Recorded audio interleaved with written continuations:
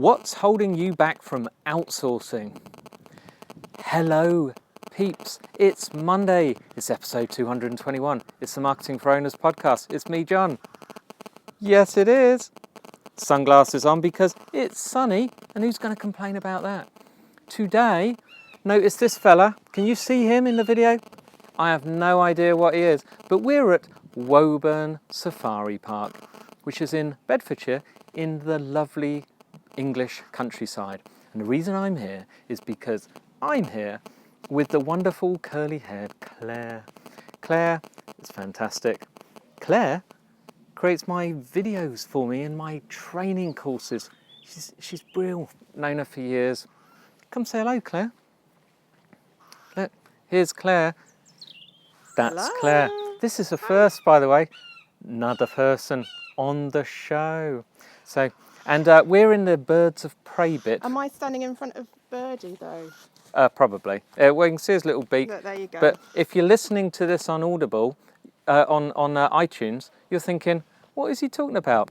Hey, go to the marketingforowners.com /podcast URL and you will see the video. These are all done as videos, you know. Anyway, back to the point. Outsourcing. So if you don't outsource, outsourcing is like having staff, but you only have to do it per job. It's piece rate. So you have a project, you outsource it to somebody who does the project. When it's done to your satisfaction, they say, woohoo! You pay them, give them a rating. So generally, they will do it over and over again until you are happy because they depend on getting your 5-star ratings. It's a fantastic thing. Now, I want to encourage you to do it. The easiest place to go is Fiverr.com. Fiverr.com, where gigs tend to cost $5. That's £3.50 for us English folks. That's $5 just for you can get a logo done, you can get a leaflet, something written. Oh, you can get assessments of things, you can get a voiceover, you get a video edited, a photo photoshopped, all for $5, and there's so much more. It's a huge business, by the way. It is huge. But one of the reasons, apart from the fact that I drove 3 hours, did I drive 3 hours? You did, and I thought it was going to be, I thought 2 was a lot. So. Yeah, great directions. Drove 3 hours to come and see Claire because Claire doesn't get out much because she's doing my work for me. And so I had to come and see her and take her to the safari park where the lovely wild animals are here. But Claire has her own business, and I have also encouraged Claire to outsource because, well, let's listen to Claire. Hang on, I'm just going to hold the microphone in case it sounds funny. So, Claire, why did you outsource? Tell us about it.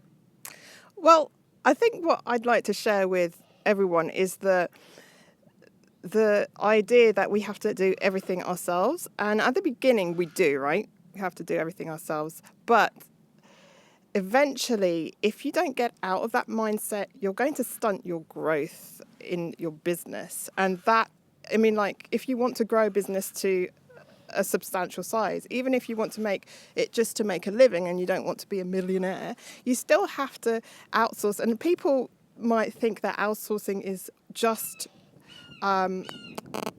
just having people physically in the office or having contractors in your country, but there is it's now a global environment. There's people out there that do virtual, they're virtual assistants. So I think the key here is to actually think, okay, well, maybe I can't afford a full-time assistant to do XYZ. It might be graphics, it might be just general personal assistant work, but you can actually outsource and have a virtual team, and it doesn't have to be, all of your virtual team does not have to be full-time. You can start, just like John said, just giving them tiny projects and tasks. And for example, I like to use Upwork. Most of the assistants I've had have been on Upwork, to be honest, which was formerly Odesk. And I just train. Little train's about to go past. You can't see it. We might. Choo-choo. Yeah, so I would give them a little task at the beginning. What I like to do is give them a test chart. Train. Oh, there's a choo-choo. Ooh, train. Going really slowly. Looks good. Just imagine it. Carry on. So yeah, I would recommend giving them a test task and not just trying to hire one person and going, oh, it didn't work out. Try and hire maybe, I try 3 or 4, giving them the same or a very similar task. And then from there, you usually find a star. If not, then just carry on until you find one. And you can give them tasks periodically. Just remember, one person will not be able to do everything. Don't look for a VA meaning virtual assistant.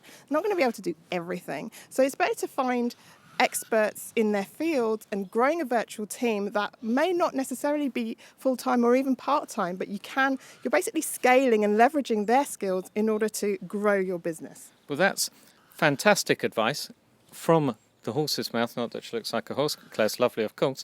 But the best thing is you need to start. As Claire said, try experimenting. If you take the pessimistic view that there won't be much good, then you may surprise yourself. But remember, when you first did it, how good were you?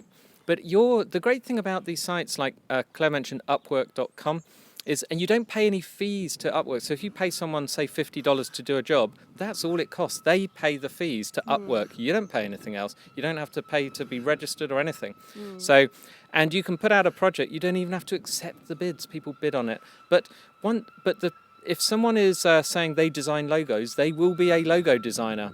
They generally aren't someone who has a go at everything. The people who do video editing are video experts. They generally do this as their day job. They are experts, and they do it for some part-time money. If they're in another country with a different economic situation and different cost of living, it can be a lot cheaper than it is to hire at home. But you'll be surprised. There are people. I gave a job this morning before I left very early to somebody to design a report, and that person is in England. I also gave another job to another one exactly the same. That person is in Bangladesh. Yeah, and I've just hired an assistant in Macedonia. So, yeah. And the one thing I would say is, they're human beings. So big, yes. Sorry, John. They are human beings. So I try and treat the people that I hire with the same respect that I would expect from myself. And John is exactly like that. He's a lovely employee, and I would hope that marketing for owners, people who study marketing for owners, will become those type of employers too. And it really does depend on the instructions and training that you give them. If there is any training involved, at least try and be as clear as possible, because then I find you're going to be less disappointed because they'll know what to do, right? Yes, one excuse a lot of people say is, oh, by the time I've explained to someone how to do it, I may as well have done it myself. But then you have to do it again and again and again. Yeah. So download Jing, look up, just Google download Jing, Jin, get the free software. Jing. Jing. And it's great, I use it every day. You can record a video for free and you can park it on their screencast server and then send a link to someone of you doing it and say, please do it like this, or please write out a system of how I do this. That's a job. All these things. And then you put that into your own intranet, because you can say, okay, can you write up the checklist? See, it's good. Then you put that into your own intranet. Then you never have to do it again. Just whenever someone follows the instructions, if you just tell them, if something's happened that's different, if you see something different on the screen, let me know and I'll give you the access so that you can update the checklist. Keep your intranet maybe on Google Docs and you're sorted. Good, eh? So there you go. End of lesson. I'm sure we'll talk about that again. But just we're going to go look at the birdies. But before I go, it's Monday, so it's time for a book for the week. And today, bye Claire. Just going over there to look at the owls. One of the best books of all time is called Influence. It's by a gentleman called Robert Cialdini. I will not spell it if you go to, because I'll probably get it wrong. But if you just Google the term influence book, it will come out. Robert Cialdini. It's as the word explains. It's a lot of research about what influences people, and quite obviously that can help you with your business. It's generally on people's top 10 must-read books. So many people have said that. So go give it a go. Let me know what you think. I will speak to you from near another animal soon. Oh, hello again, train. Bye for now.